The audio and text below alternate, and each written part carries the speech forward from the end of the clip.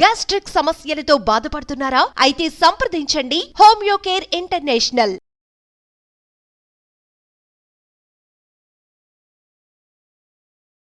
నమస్తే మేడం. నమస్తే ఉషా. పేరెంట్స్కి పిల్లల పెంపకం అనేది చాలా పెద్ద టాస్క్ అండ్ దాంతో పాటు అదొక ప్రాజెక్ట్లా మనం చూస్తూ ఉంటాం. ఆ పెంపకం ఏ విధంగా ఉండాలి అంటారు? ఎందుకంటే పిల్లలు ఏం చేసినా బయట సమాజం చూపించేది ఏం పెంపకం రా మీ తల్లిదండ్రులదనే మాట్లాడుతూ ఉంటారు. సో ఆ పెంపకం అనేది చాలా ఇంపార్టెంట్ అండ్ ప్రీషియస్. ఒకసారి దాని గురించి. చాలా ఇంపార్టెంట్ టాపిక్. ఏది మనం అనుకునే భయంకరమైన ఎపిడమిక్ ప్రాబ్లం ఏది పేరెంట్స్కి గ్లోబల్ ఎపిడమిక్ ప్రాబ్లం ఈజ్ పిల్లల్ని పెంచటం. ఆ పిల్లల్ని పెంచటం ఎలా అని వాళ్ళు రాంగ్ అని మాత్రం చెప్పలేకపోతున్నాం, కానీ చెప్పాల్సి వస్తుంది.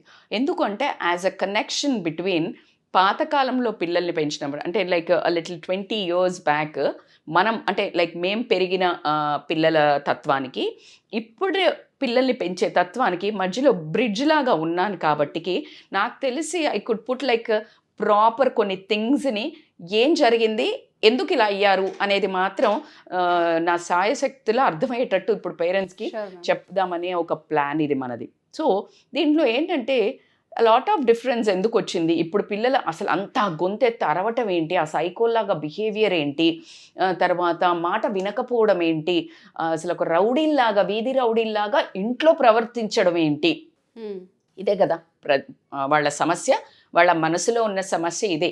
అసలు నువ్వు ఏదైనా ఆపితే రణరంగాలు చేసి గొడవలు పడేసి కొట్టడానికి వెళ్ళి బ్రేక్ చేసి ఇలాంటివి జరుగుతున్నాయి.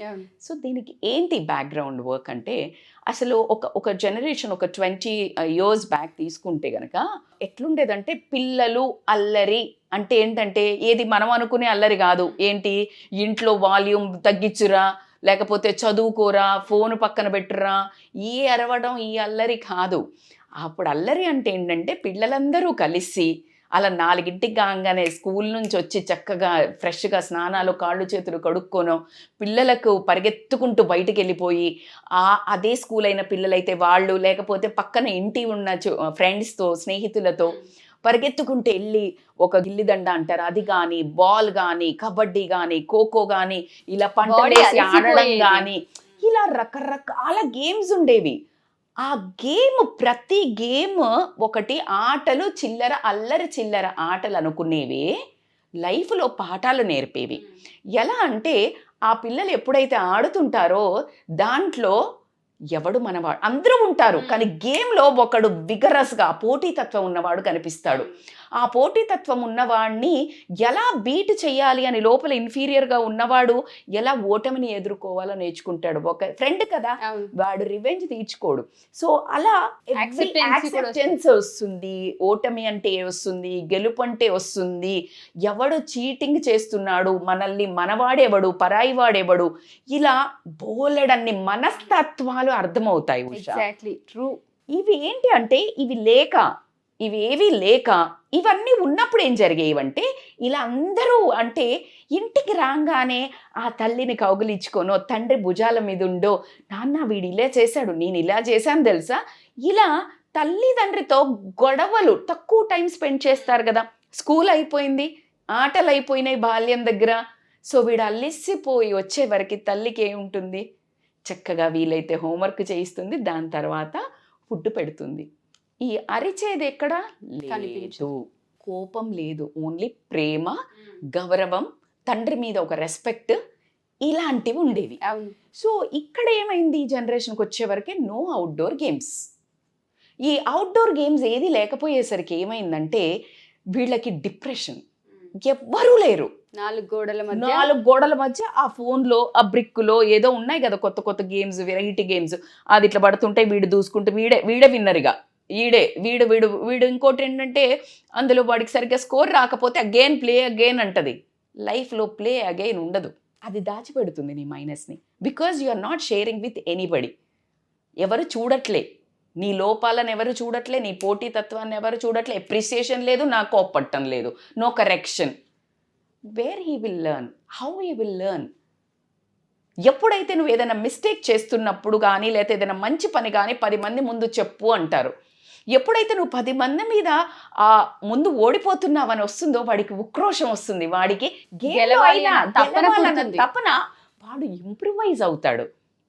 అది స్లోగా వాడి మనస్తత్వంగా మారి వాడి చదువులో కానివ్వండి, వాడి లైఫ్లో ప్రతి చదువుకున్నోడే ఎక్కడే ఎప్పుడు గొప్పోడని నేను చెప్పను ఉషా.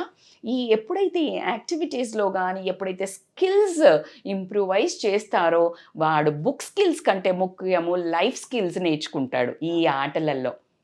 అది చాలా ఇంపార్టెంట్. ఈ పోటీతత్వం ఇక్కడ లేదు. లేకపోయేసరికి వాడికి వాడే అంటే దాచిపెడుతుంటాడు కవర్, వాడు మైనస్ పాయింట్స్, వాడు గెలిచినా అప్రిసియేషన్ లేదు. సో అలా ఏది లేకపోయేసరికి నీకు ఏం వాల్యూ తెలుస్తుంది? కిక్ అంటే ఉండదు, కిక్ లేదు, హార్మోనల్ ఎక్స్చేంజ్ అంటే లైక్ ఏది లేదు. ఇప్పుడు ఈ అబ్బాయిల అమ్మాయిలది కూడా ఫ్రెండ్షిప్, అసలు వాడు ఊరికే జడగిల్లుకుంటే వెళ్ళేవాడు. ఇప్పుడు వాడు చిన్నప్పుడు జడగిల్లటం లేకపోయేసరికి వాడు పెద్దయ్యాక వెళ్ళి గిల్లుతున్నాడు. వాడికి ఏదో చీడపురుగు వేషాలు చెయ్యాలి, అది టీనేజ్లో చేస్తున్నాడు. బయటికి పోయి అల్లరి చిల్లరిగా చేస్తున్నాడు. సో ఒక హ్యాపీ బాండింగ్ అనేది, ఫ్రెండ్షిప్ అనేది మీరు గుర్తుపెట్టుకోండి. చిన్నప్పుడు ఉన్న స్నేహితులు ఇప్పుడు మనందరికీ ఎంతమంది ఫ్రెండ్స్ కానివ్వండి ఏజ్లో, చిన్నప్పుడు వీడు డాక్టర్ కానీ కలెక్టర్ కానీ లేకపోతే రాజకీయ నాయకుడు కానీ ఎవరు కానీ చిన్నప్పుడు వాడు కలిసినాడు ఎరా అన్న మాట నీకు ఇప్పుడున్న ఫ్రెండ్స్కి వస్తుందా? అసలే రాదు. So coming to the point that బాల్య స్నేహితులు, ఆ బాండింగ్, ఆ రియాలిటీ లవ్ అనేది చాలామంది మిస్ అయ్యి 60-70 ఏళ్ళు ఉన్న సిటిజన్స్ కూడా చైల్డ్హుడ్ స్కూల్ గెట్ టుగెదర్స్ పెట్టుకోవడం, స్కూల్ ఫ్రెండ్స్ని కలవడానికి ఇష్టపడుతున్నారు. 50 years బ్యాచ్ అని మా చిన్నాన్న వాళ్ళు పెడితే ఫోన్, నేను షాక్ అసలు. 50-60 years. ఇప్పుడు అసలు నోబడీ ఈజ్ లైక్, ఎందుకంటే వీడు ఎక్కడో తక్కువ ఉన్నది. మనుషులతో కలవడం, మనుషులతో మాట్లాడడం, ఫ్రెండ్షిప్ చేయడం. ఎలా ఉంటుంది? మీకు పబ్జి గేమ్ ఎందుకు హైలైట్ అయింది తెలుసా? ఎక్కడెక్కడో ఉన్న వాళ్ళు ఒక గేమ్ ద్వారా కలుస్తున్నారు. అరే చంపురా, లేరా, వీడు అరే ఉరే come on do it. That is happily enjoying indoorly that outdoor feeling. అదే అందుకనే పిల్లలకి బాగా నచ్చి వెళ్ళింది. అంటే వాళ్ళు తీసుకెళ్తున్నారు ఫ్రెండ్స్, వాళ్ళని ఆకట్టుకుంటున్నారు. దేశ విదేశాల్లో ఉన్న వాళ్ళు కూడా కలిసి ఆడే గేమ్ పబ్జి. పిల్లలకి ఎప్పుడు బయట తిరగాలి, బయట పిల్లలతో ఆడుకోవాలని ఉంటుంది. కానీ పేరెంట్స్ మనం బంధించేసి తెలియకుండా వాళ్ళలో ఉన్న స్కిల్స్ ని బంధించడం కూడా ఏం లేదురా. ఏం చేస్తారు వీళ్ళకి? ఇప్పుడు అసలు బయటికి ఏ పేరెంట్కి ఓపిక లేదు. వాడు అల్లరి చేస్తున్నాడా, ఫోన్ ఇచ్చేసాం. మరి ఆ ఫోన్ ఎందుకు తప్పు అవుతుంది? నువ్వు స్క్రీన్ టైం 1 hour పెట్టేసి వాడికి గేమ్స్ ఆడిపించటం, మళ్ళీ నువ్వు పక్క నుండి ఓ క్లాస్కి, ఓ కరాటా క్లాస్కి లేకపోతే ఏదో ఒక క్లాస్కి తీసుకెళ్ళి దాంట్లో మళ్ళీ నేర్చుకో, గన్ను పెట్టి నేర్చుకో అన్నట్టే ఉంది. అరే ఏం నేర్చుకుంటాడు వాడు? నువ్వు ఇట్లా వెనకాల సెక్యూరిటీ గార్డ్ లాగుంటే లీవ్ దెమ్. అసలు ఇలా పరిగెత్తుకుంటూ వెళ్ళి వాడు ఇష్టం వచ్చిన ఆటలు ఆడి వాడు ఇట్లా పూసుకొని వాడు ఇట్లంతా చెమటతోటి వచ్చి ఆ ఫీల్ ఇప్పుడు పిల్లలకు ఉందా? లేదు. సో అలా కొంతమందే ఉన్నా కూడా వాళ్ళకి ఈ ఇంట్లో మాట్లాడుకున్న పేరెంట్స్, ఆ తల్లి దగ్గర నుంచి కానీ తండ్రి దగ్గర బిహేవియర్ గురించి మనం చాలా వీడియోస్ చేస్తాం. And wonderful response we are getting.